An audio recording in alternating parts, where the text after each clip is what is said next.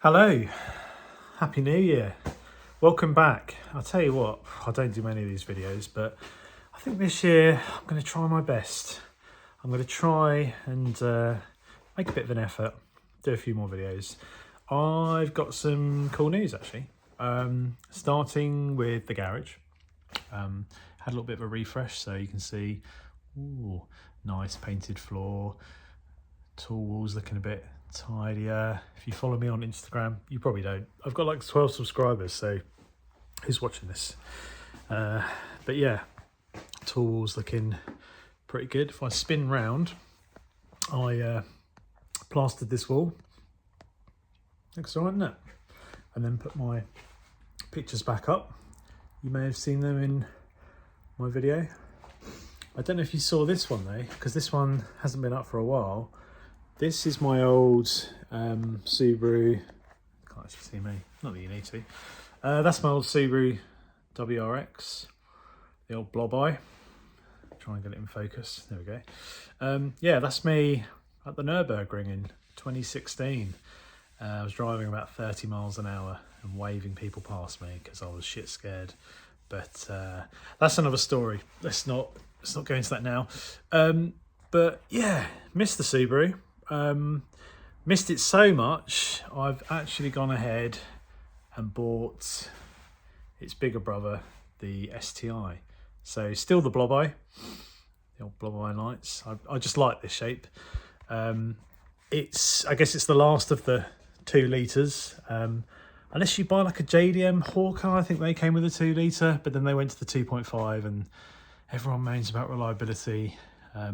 To be fair, I don't know if these 2 litres are that much better. I think I do want to take it on a track, but I was dicing with death when I took my old WRX on a track because I didn't have a baffled sump, and then I read they can suffer when cornering hard with the cylinder heads sort of filling with oil and the oil not getting back into the sump enough, starving the oil pump and then seizing the engine. So yeah, I don't want that to happen to this. I picked this up in November, last year.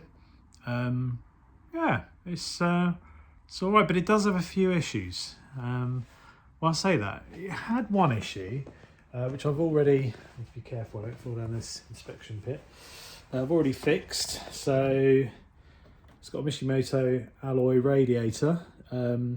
Yeah, the factory rad, which has that sort of plastic surround to it, the plastic casing cracked basically.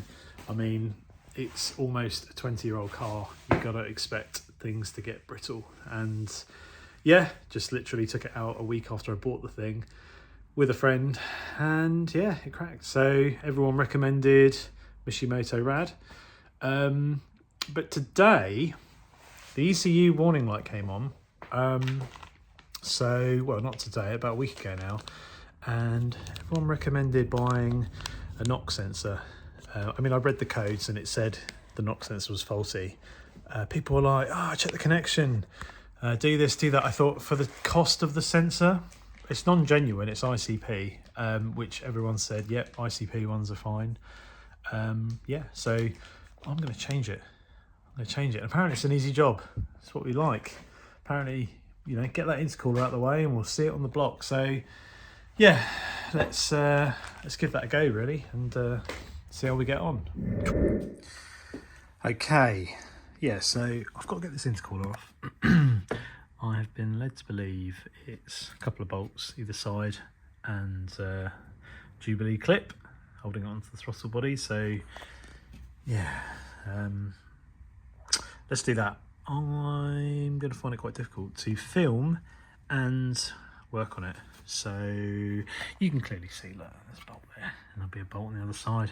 We'll do that and then come back in a sec, okay? Okay, so yeah, it was 2 bolts, Jubilee clip. Had to do a couple of the oil breather pipes, I'm guessing they are. I've never really done much work on these engines, but there's a bastard hose going into it just under there. Get a better shot there, and the Jubilee clip is facing sort of down this way. So I'm going to have to try and find the old Flexi Jubilee clip screwdriver and yeah, see if I can get that hose off, because without that hose coming off, I mean, why they didn't point the Jubilee clip this way, you can get a screwdriver up that way, it's beyond me. So that's where we are.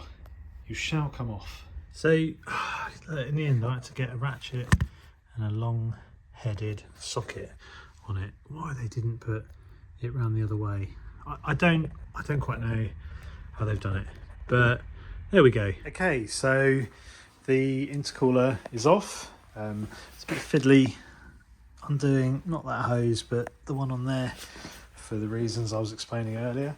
So I've turned the Jubilee clip round now, so a screwdriver can come in at this angle and just undo that a lot easier. So note to everyone. Anyway, with that off, it exposes a lot. I mean, if you need to do turbo work or starter motor, it is really easy to get to from here. I'm actually surprised how small the engine actually is, but yeah, so if we look in here, we can see the knock sensor just down there. If I zoom in, surrounded by shrubbery and leaves and all sorts. So yeah, I'm just gonna hoover out all of that crap, undo it, unplug it, and get it all back together. Let's see how we get on.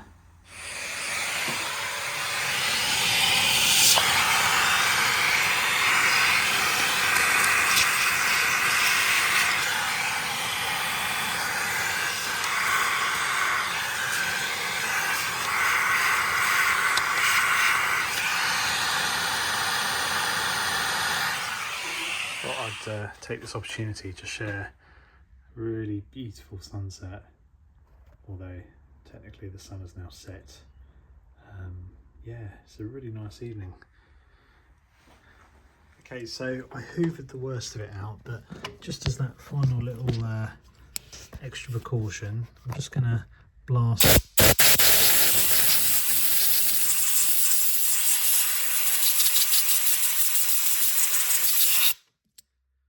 all the rest of the crap out. Obviously I've put gloves over all of the inlet so we don't introduce shit onto the inner of the engine.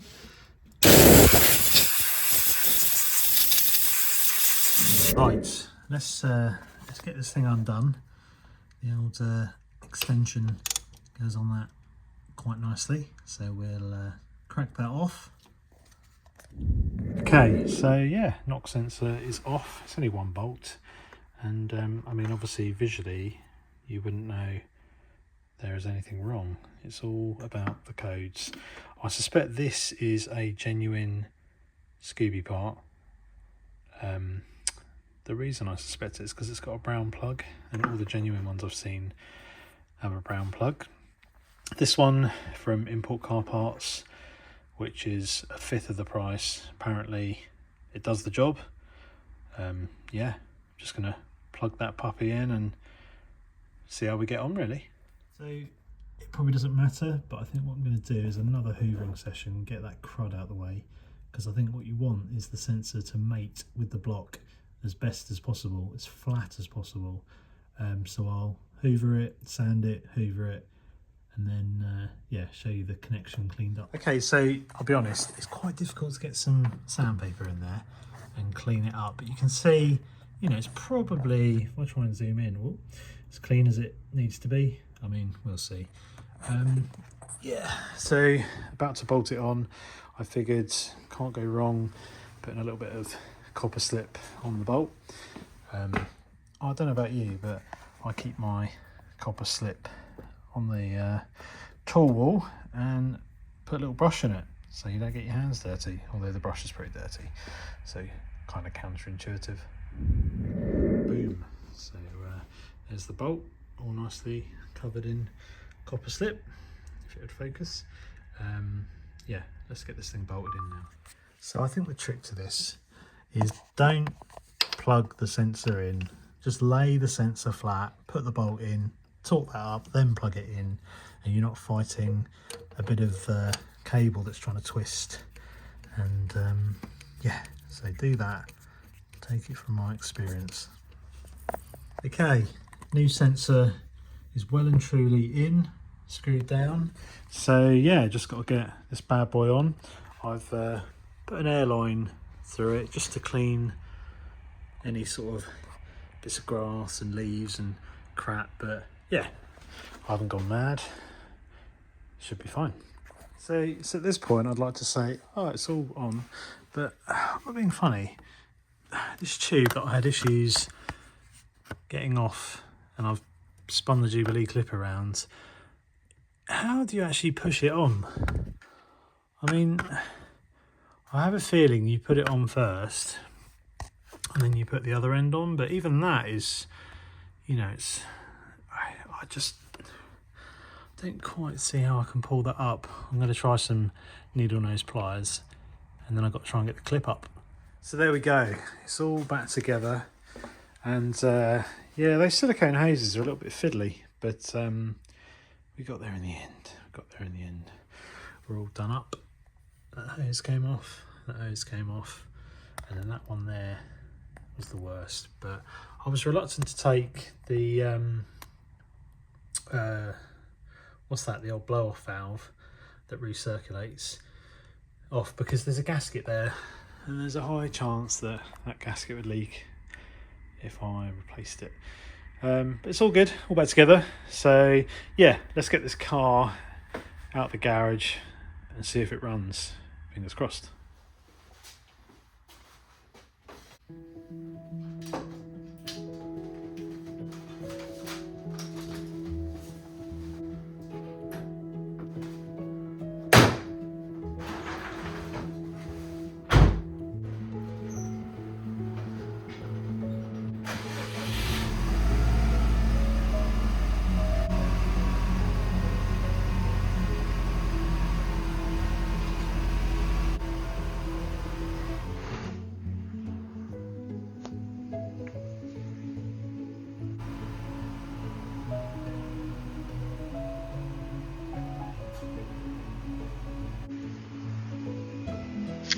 Okay, so yeah, pulled out of the garage, no lights yet.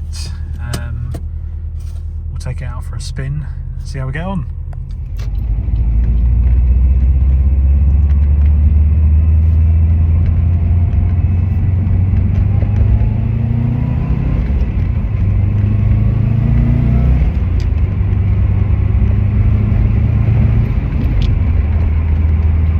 So yeah, back from the test drive of the Scoob, and so far so good. No ECU warning light, yeah, nothing. Car pulls absolutely fine, nothing untoward, so I reckon that's job done.